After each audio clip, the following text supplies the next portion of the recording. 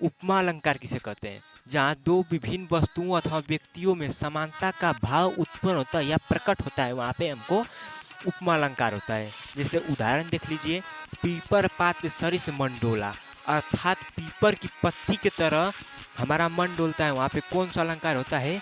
उपमा अलंकार होता है। इतना समझ में आया? आगे देखिए, रूपक अलंकार, इसका जो उदाहरण होता है उसको देख लीजिए, चरण कमल बंदो हरिराई, ठीक, अर्थात कमल रूपी चरण है, चरण कमल बंदो हरिराई, अर्थात भगवान श्री कृष्ण के कमल रूपी चरण, इसका जो अर्थ होगा।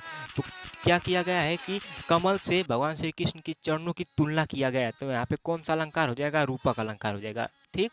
देखिए, हेलो फ्रेंड्स, आज की इस वीडियो में हम लोग पढ़ने वाले हैं हिंदी व्याकरण, ठीक। देखिए, हिंदी व्याकरण जो हमारे बोर्ड एग्जाम से बहुत ज़्यादा इंपॉर्टेंट है।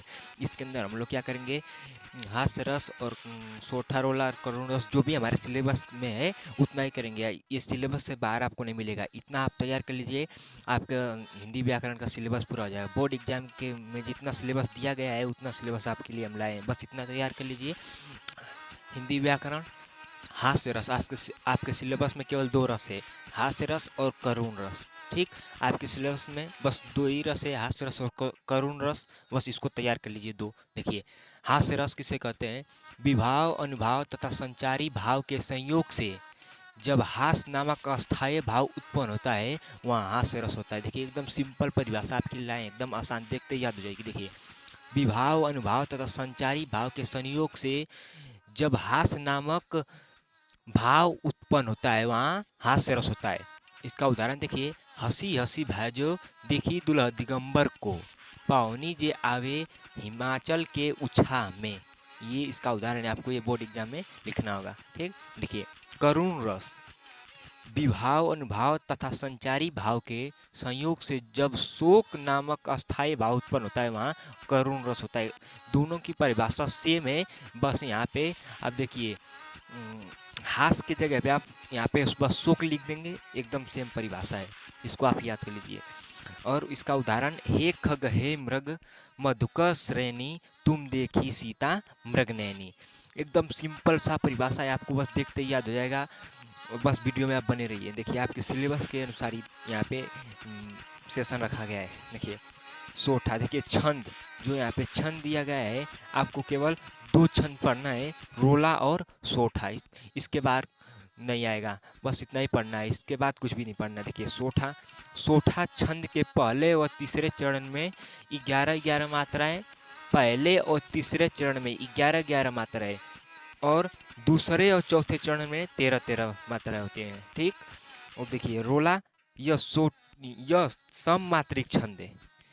रोला क्या है? यह एक सममात्रिक छंद, इसमें 4 चरण होते हैं, ठीक, इसमें 4 चरण होते हैं, प्रत्येक चरण में 24-24 मात्राएं होती है। देखिए, प्रत्येक चरण में 24 मात्राएं होती हैं, प्रत्येक चरण में 24 मात्राएं होती हैं, और 11 और 13 मात्राओं पर यति होता है, ठीक। आपसे एग्जाम में एक प्रश्न भी पूछ सकता है कि कितनी मात्राओं पर यति होती है, तो 11 और 13 मात्राओं पर यति होती है। इतना समझ आ गया? तो इसका स्क्रीनशॉट लीजिए। देखिए, अलंकार क्या होता है, उससे पहले देख लीजिए, जो क्लास 10 के लिए जो बोर्ड ने जारी किया है कि आपको केवल 3 अलंकार पढ़ने, ठीक, उससे बाहर आपको कुछ भी नहीं पढ़ना है।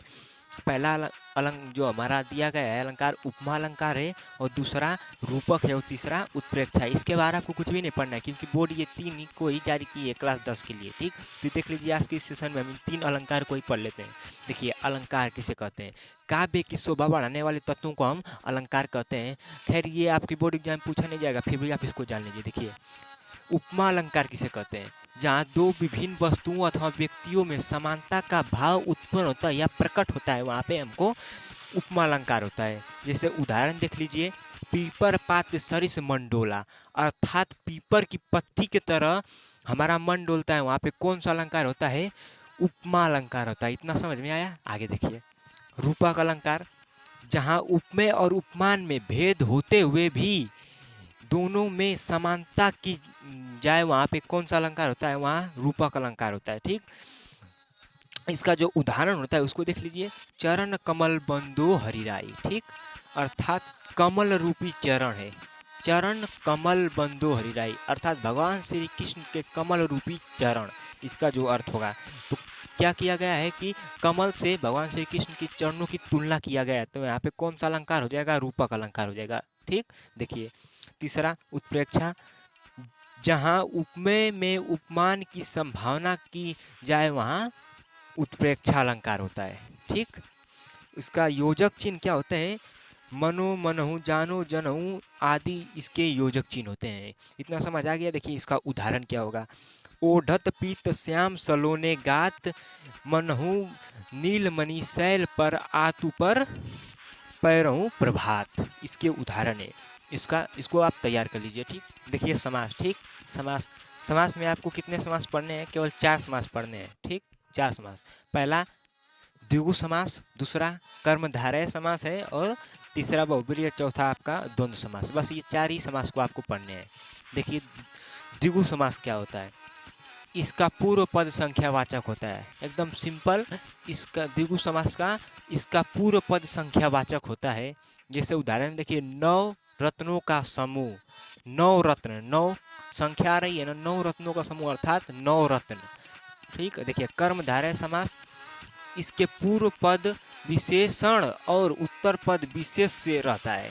जो कर्मधारय होता है समास, इसका पूर्व पद विशेषण होता है और उत्तर पद विशेष से होता है। इसे हम कर्मधारय समास कहते हैं। देखिए अर्थात जो इसका उदाहरण है, काली मिर्च।